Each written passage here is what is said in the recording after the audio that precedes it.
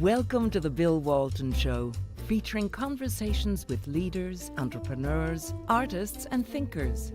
Fresh perspectives on money, culture, politics, and human flourishing. Interesting people, interesting things. Welcome to the Bill Walton Show. I'm Bill Walton. Well, I'm here today with my good friend Frank Gaffney, who, as you know, is host of Securing America with Frank Gaffney on Real America's Voice, and is also the founder of the Center for Security Policy, and a great patriot and great friend to Americans and our freedoms. And I've asked him to join because we have a very, very interesting guest joining us, Ben Weingarten, who, as you may know, is editor-at-large for Real Clear Investigations, contributes to the Federalist, Newsweek, New York Post, Epoch Times, incredibly prolific. And he is also author of a terrific, I won't say terrific, but alarming book called American Ingrate. Also terrific. Also terrific, but upsetting, about Omar. What's her last name? Ilhan Omar. Ilhan Omar. But what we want to talk about today is just a couple of weeks ago, he gave a testimony before Congress called Censorship Laundering, how the U.S. Department of Homeland Security enables the silencing of dissent. And specifically, he gets into an agency of Homeland Security called CISA. Well, you may never heard of CISA, but CISA's heard of you.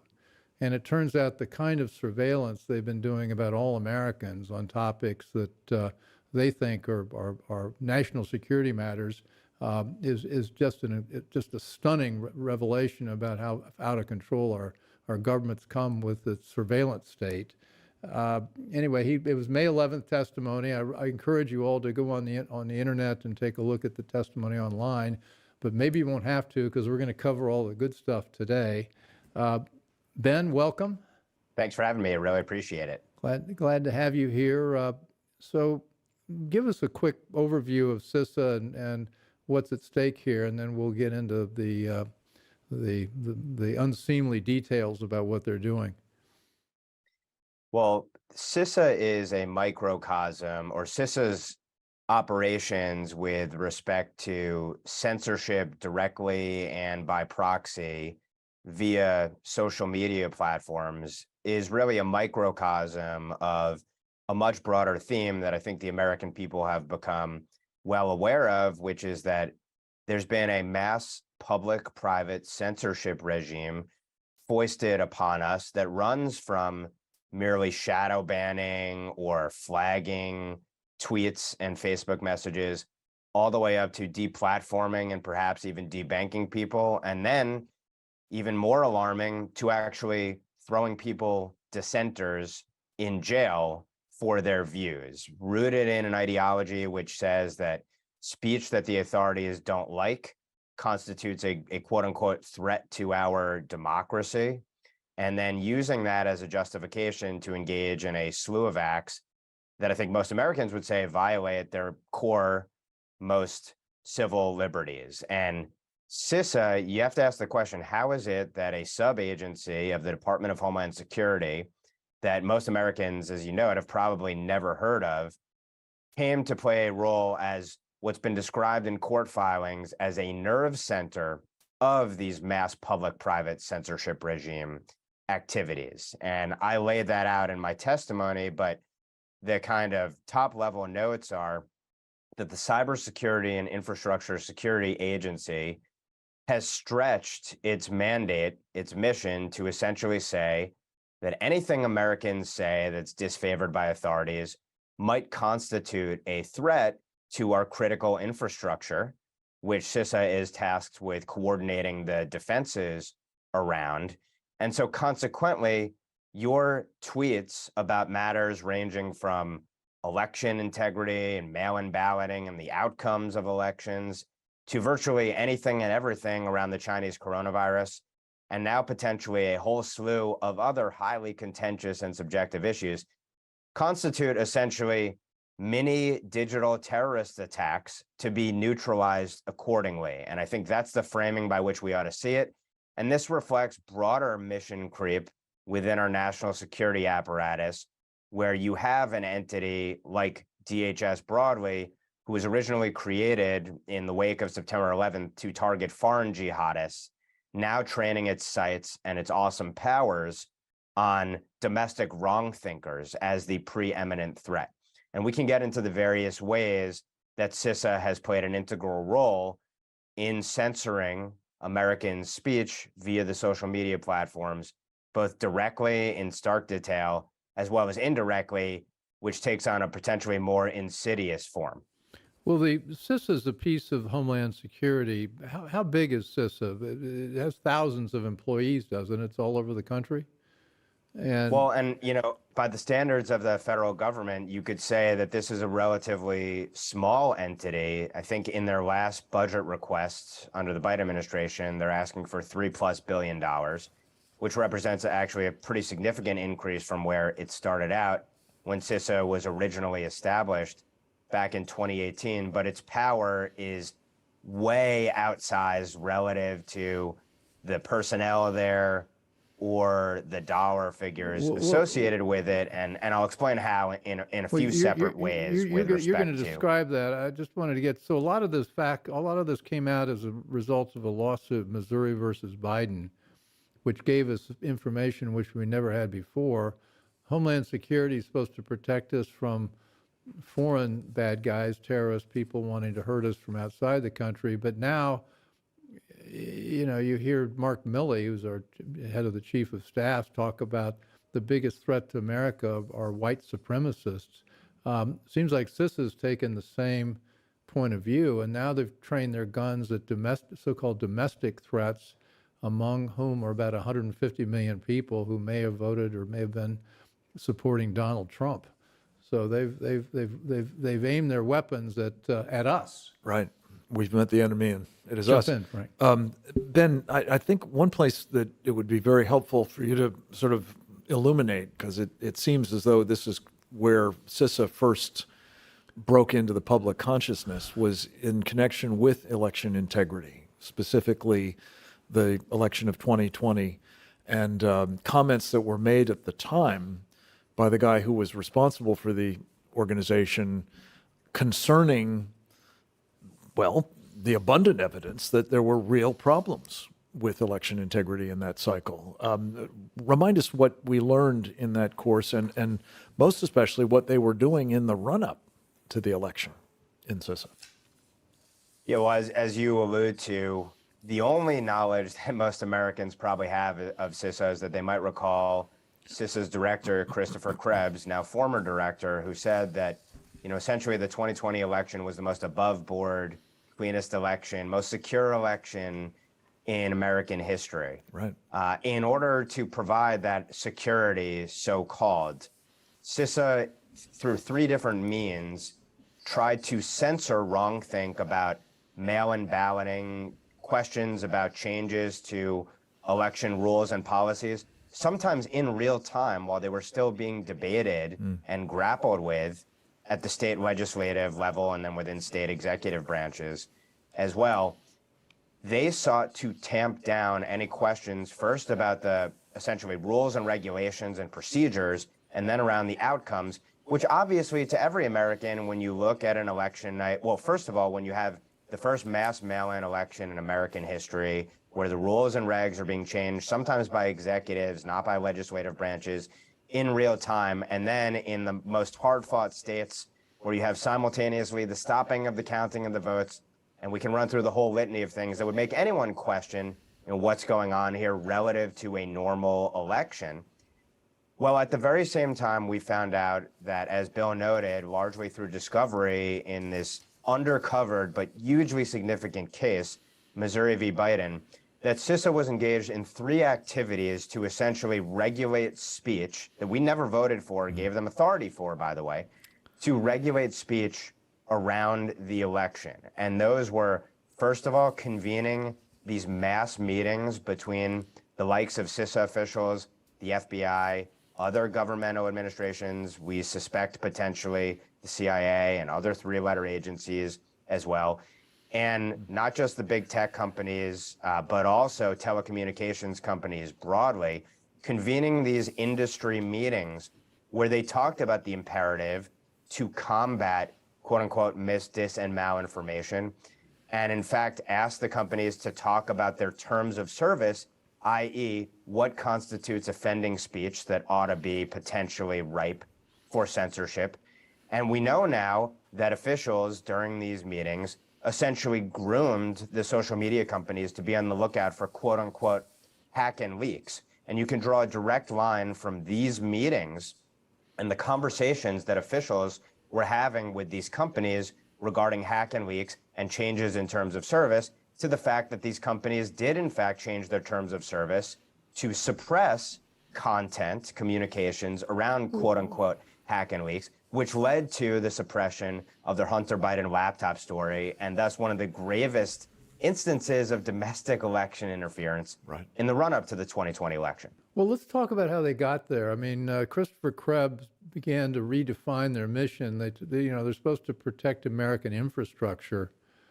That was the mandate. And I guess when the Homeland Security started, we were thinking about bridges and tunnels and the World Trade Center. And they've redefined that to basically infrastructure means anything they want it to mean, which includes every institution, including elections. But the current director, Jen Easterly, who not surprisingly worked in the Obama administration, has argued now, and this is the most stunning thing in your testimony, I thought, is that the American mind is our cognitive infrastructure. And therefore, it's not only what also we do within CISA's purview, but it's within the American mind is the key infrastructure which they're targeted at, which means not only what we say, but what we think. Ben? Yeah, it's stunning. It's sort of a microphone drop moment, and maybe even more stunning is that this is the view that kind of pervades the entirety of our current national security and law enforcement apparatus. So to your point, Jen Easterly, the current director of CISA, she says that CISA is tasked with defending our most critical infrastructure, and our most critical infrastructure is cognitive infrastructure. And she said this in context of her remarks talking about beefing up CISA's counter, mis, dis, and malinformation capacity.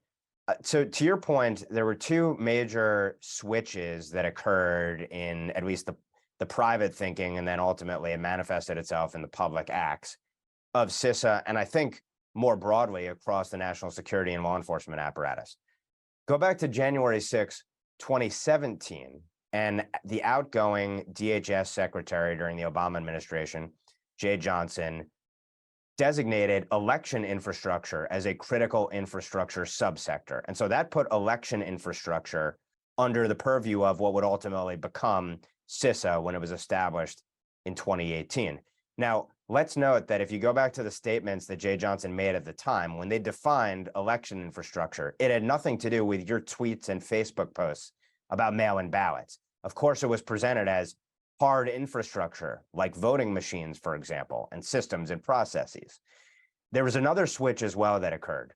Originally, this sort of moral panic around mis, dis, and malinformation, which alarmed the national security and law enforcement apparatus, and of course the media as well, was rooted in the idea that the Russians interfered in the 2016 election, and of course that Russian interference could be tied to Trump-Russia collusion, and thus this posed a dire threat to the homeland and our election integrity.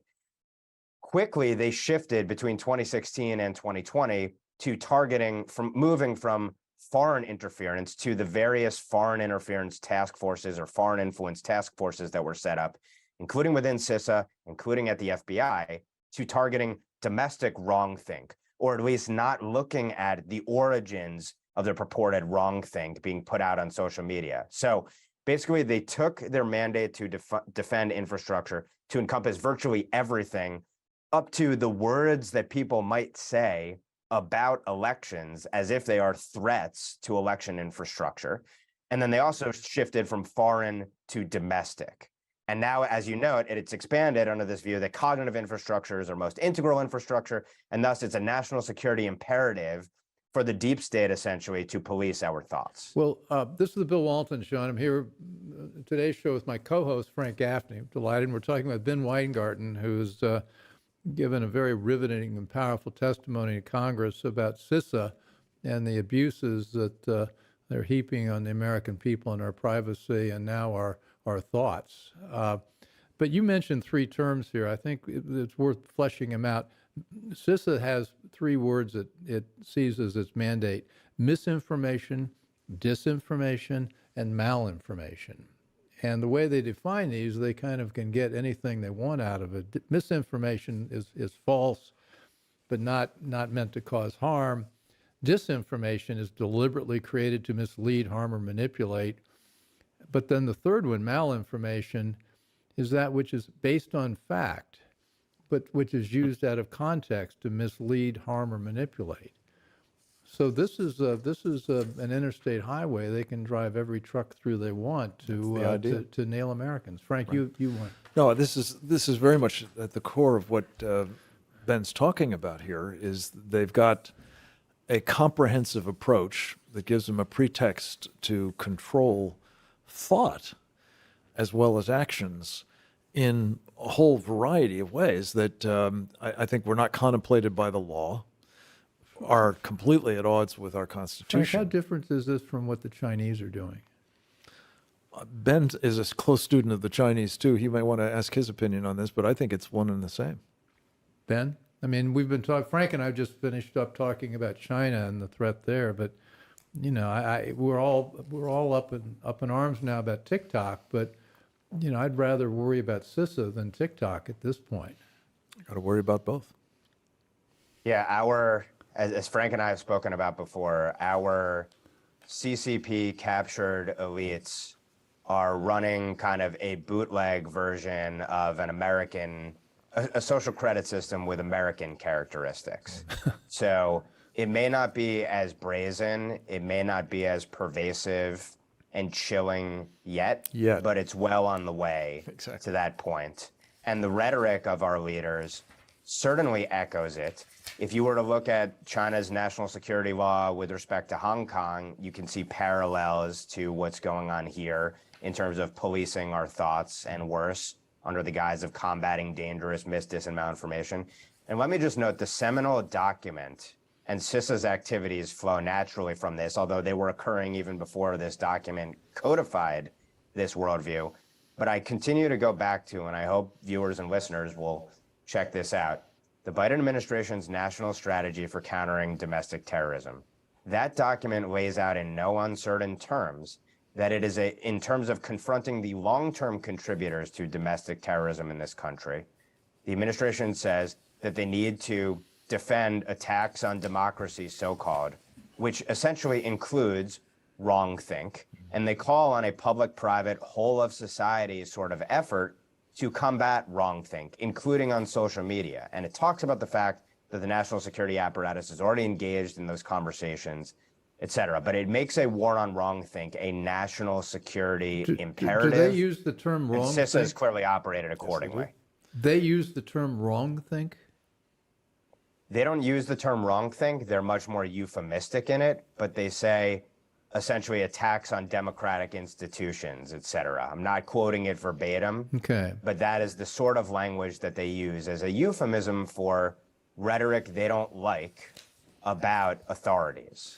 Yeah, and I think it's fair to say. And of course, that can encompass virtually anything. Yeah. And we know there's not only the limitless definition of dis and malinformation, which, as you know, it includes facts that lead people to have perspectives or pursue policies they don't like. But we know, for example, that this is an administration that would characterize voter ID as a Jim Crow sort of, Bull Connor type, and those are the President Joe Biden's words, racist assaults on our most fundamental institutions. So if you define anything in opposition to your agenda as bigoted or dangerous or the stuff of Vladimir Putin, et cetera, obviously it's a pretext to clamp down on virtually any rhetoric you don't like from your political opposition. And we've seen it play out in real time accordingly. Yeah, I was just going to say, I think that wrongthink is something that is, of course, an Orwellian term, as I recall, and you find people who are defenders of this approach, maybe not the officials in their own, official rhetoric,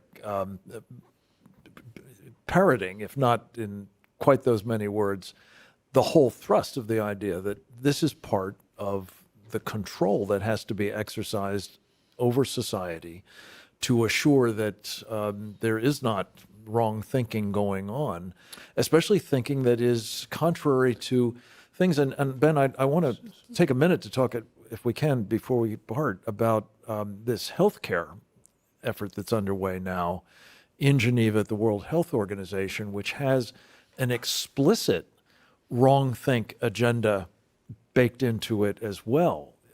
When they announce what they're going to do from on high in the World Health Organization, newly empowered as a result of efforts the Biden administration has been making to help transform it from an advisory body to one that has compulsory power, anybody who dissents from the, diktat is to be suppressed, is to be, hounded through the various mechanisms. And I think CISA will be one of them internal to the United States. But they've got QR codes that they want everybody to have, everybody in the world to have. And you will be right in the middle of that Chinese social credit system, no kidding. Not a bootleg copy, but authentic, an improved variation on the theme, I think, used, among other things, to suppress freedom of thought, freedom of speech, freedom of assembly, and our other constitutional rights. What do you think, Ben? Well, let's note that we've already seen kind of a preview of this, and CISA was integrally involved in it. CISA, among the ways that CISA indirectly led to censorship during the COVID-19 regime that was imposed upon us, was to create a consortium, or help organize, I should say, a consortium of outside research, putatively research and academic organizations into something originally called the Election Integrity Partnership, but which then would also mushroom to develop a group called the Virality Project. And the task of these organizations was to essentially mass surveil social media for wrongthink, again, originally on elections, and then later with respect to the coronavirus, including truth about the coronavirus under the malinformation banner, and then to mass flag for platforms offending content which violated terms of service, which that outside consortia lobbied the social media platforms to create. So in other words, they pushed the platforms to encompass in their terms of service censoring wrongthink on matters like the Chinese coronavirus. They mass surveilled those platforms for instances of wrongthink and then flagged them to the platforms to get the platforms to mass censor.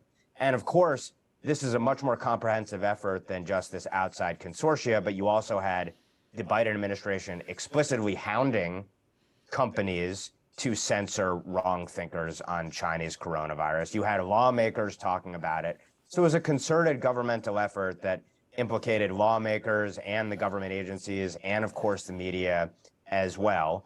And so we've already seen a preview to this, and maybe even more insidious is that you have medical schools, for example, who now have courses or starting to develop courses on medical dis, and malinformation. So it's incredibly pervasive.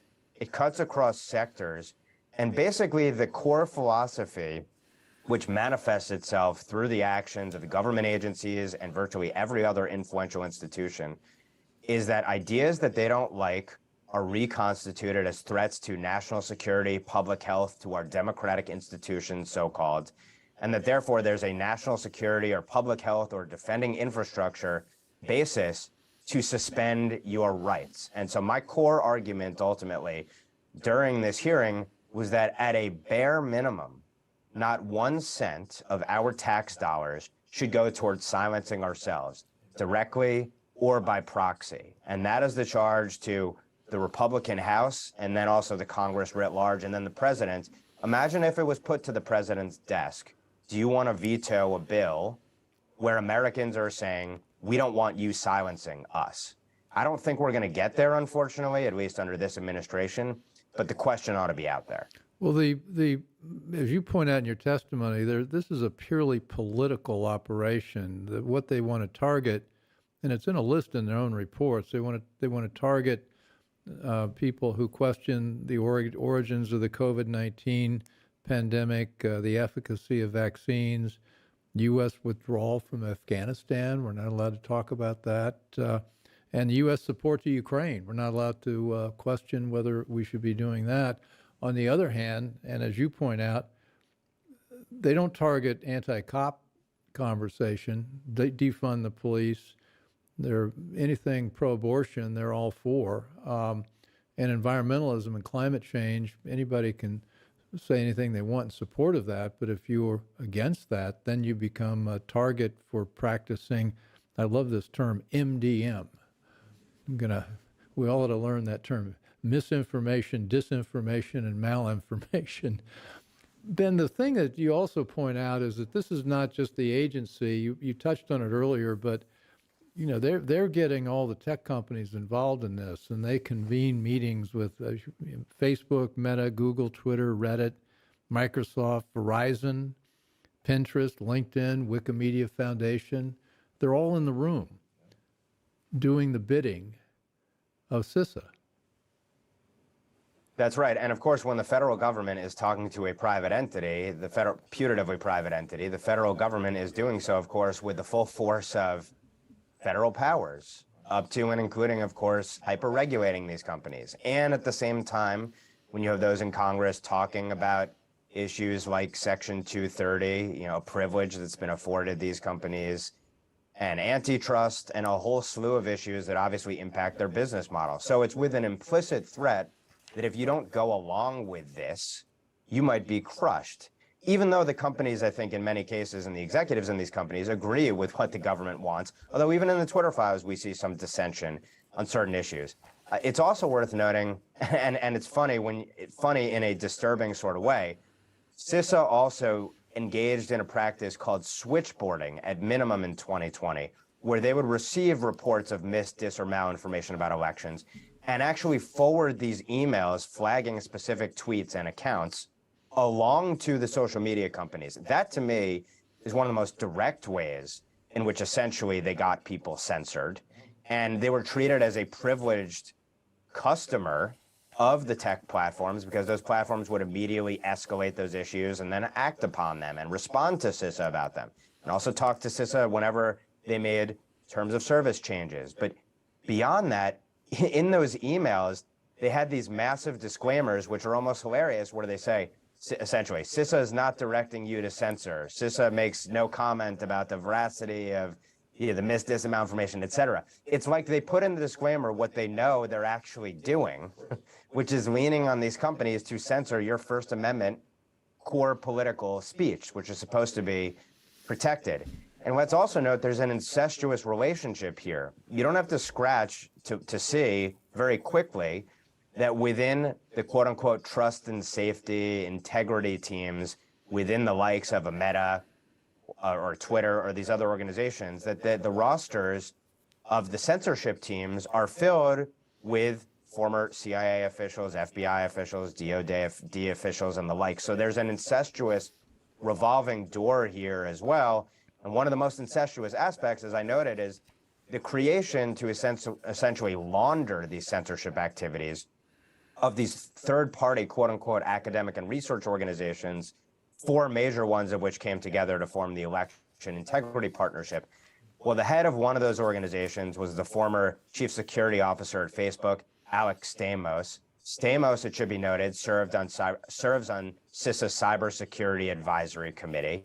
And you can look up and down the rosters of the other 3 entities to find other officials who worked in CISA's Cybersecurity Advisory Committee, or specifically on its counter MDM subcommittee, which has since been reorganized as its operations have garnered scrutiny. And many of these organizations, of course, also receive federal funding. So it's an incredibly incestuous and pervasive relationship. And one of the things that I fear is that, let's say we got to my ideal scenario of not a single cent of US dollars going towards censorship within the federal government or with linked groups outside the federal government.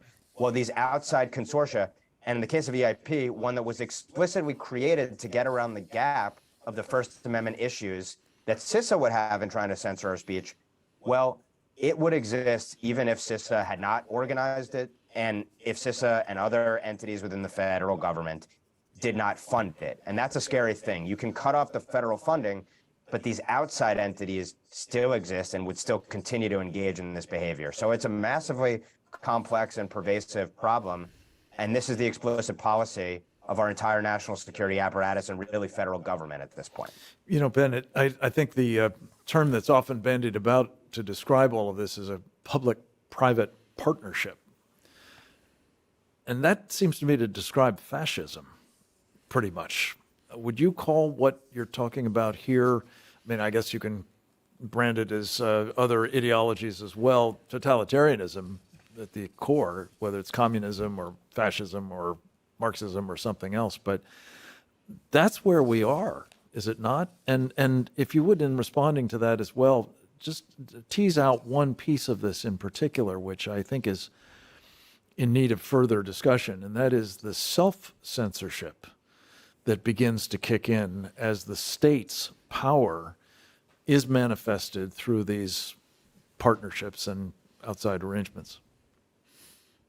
Yeah, I think it's a critical point, the chilling effect here, which is a second or third order, I guess, effect when you have people's views being censored. And then when you go to actually censorship, or rather offending content being criminalized or offending views being criminalized, it's obviously one thing to find yourself suppressed on social media and another thing to find yourself behind bars. And of course, we've just seen the completion of a case, which is obviously going to be appealed ultimately, but the completion of a case where an individual, a sort of internet troll, was convicted of a crime that could potentially lead him to 10 years behind bars. And that crime was tweeting a satirical tweet about how Hillary Clinton supporters could text their vote to a certain number. The DOJ essentially classified that as depriving people's fundamental right to vote by tricking them essentially based on a Ku Klux Klan focused statute. And now you essentially have we're in a time where a satirical tweet about an election can lead you to be convicted of a very serious federal offense, as if you're a member of the. We also have obviously the January 6 cases, which we can talk about the effort to add terrorism enhancement to essentially trumped up trespassing charges. In many instances, the fact that if you go into some of these cases, you have people held in pretrial detention and only let out of pretrial detention on orders that they not watch Fox News or watch MSNBC. This gets into policing our thoughts. And so the chilling effect of this is how much speech will never be out there for people to grapple with and consider, because no one wants to go through the ordeal of potentially being broken by expressing wrong things. And we're seeing now suppressions of, again, I go back to, oddly, in some ways, the medical schools and medical research. There are whole areas that people are not going to research. There wouldn't be funding for. You'd have your career wrecked if you pursued it. Right. So that's why this is part and parcel, I think, of a much broader effort to squelch dissident speech disfavored by authorities on a whole slew of issues, and it manifests itself in a number of ways. And it's not just on social media, but it's in the real world, and it could lead to you behind bars or your career wrecked or your family imperiled. And that puts us in a very dangerous position, because the entire basis of our system rests on free inquiry, free speech, free thought, freedom to listen. Otherwise, you have tyranny. If there is only one established party line and everything else is cast as a national security threat that can be ameliorated through locking people up, to your point, this puts us in uncharted territory, certainly not as anything resembling a republic. And it's almost worse when it's, as you note, a public-private partnership. Mm-hmm. We expect governments to act in tyrannical ways, and we've created a system such that that would not happen here. It gets even worse when it's putatively private sector actors, sometimes of their own volition, but other times under government coercion, working hand in hand to ensure that you don't need a law to act in tyrannical and dictatorial ways. You have people doing it of their own free will, or if under coercion, dangerously so and disgustingly so. So it's incredibly perverse, pervasive, and it's dangerous if we want to remain anything resembling a free republic. Well, Cato polled Americans 3 or 4 years ago about what they thought they could say, and 62% said they didn't feel like they could say what they really thought, either in public or in private. And About my anything? guess is what they really thought. I guess I don't know about anything, but I guess now that my guess is that number is a lot higher now. And now, but I wanted to make one point that we talk about Department of Homeland Security, which I think was a really bad idea from day one. But you think about that protecting us from foreign interference, and I think you cited one of the groups involved in the Virality Project that they said that they targeted less than 1% of the tickets that they issued were foreign interference, and the other 99% plus were all domestic. And so this is the Homeland Security focused on us and not foreign enemies. That's right. And of course, the root of this, and it's not worth relitigating it here, but the root of this, the stated root of it, was Russian interference in 2016. But as we've seen in studies done about what the effect was of the purported Russian campaign to interfere in our 2016 elections, and don't get me wrong, Russia is obviously an adversary, and Russia has perfected information operations over the last century, as all kind of communist and then ex-communist regimes who remain dictatorial do. But if you look at the sum total of their efforts, it was negligible. Now, obviously, Democrats argued otherwise, particularly on the Senate intel side during the Trump years, and part of this was about an information operation, I would argue, to portray Trump as a traitor, a Trump-Russia collusion conspiracy, which itself was a conspiracy theory foisted on the country, and which the Durham report has brought into stark relief, was a fraud and a hoax with unbelievably, almost incalculable damage done to our rights, our liberties, and the invalidation of tens of millions of votes, essentially, and beyond. But again, the root of this was dis, and malinformation. I would argue that Russian interference was widespread and pervasive, and it swung that election, or it had a massive impact. The evidence just does not show that at all. And many of the people who were invested in propagating and perpetuating that narrative were the very ones working within these outside consortia to, hand in hand with government, censor domestic wrongthink. So this foreign domestic switcheroo, as Mike Benz, leader of one of the organizations who's been on top of this and done some great reporting and research and work on, the foreign to domestic switcheroo is one of the most disturbing, but I think it parallels what we've seen more broadly, which is this turning of the global war on terror from a foreign one to a domestic one, with Americans as the preeminent domestic terror threat, and consequently that to ameliorate it, we need to go after the thoughts of the wrong thinkers who might engage in some violence at some point. Okay, I think that's a brilliant summary. Frank, a final point. Well, I just want to say, we want to get you back and keep talking about this. This problem's not going away. Frank? One further fillip is many of those same perpetrators of this fraud were themselves working with the Russians. I mean, that's the further, despicable irony of it all. And Ben, I would just say in closing that if you don't like what's happening internal to the United States, and you've done a masterful job exposing it, watch this space.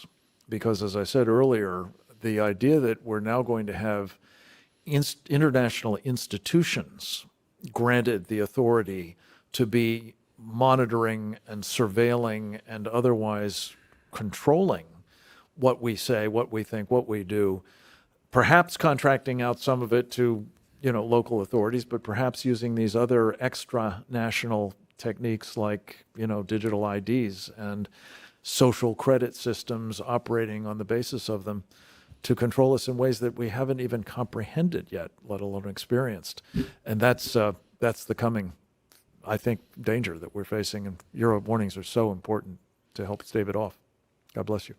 So Ben, thank you. Hope to have you back. This is we've just touched the tip of the iceberg here, but you've done tremendous work on this and a lot of other topics, and so we're just really happy to be.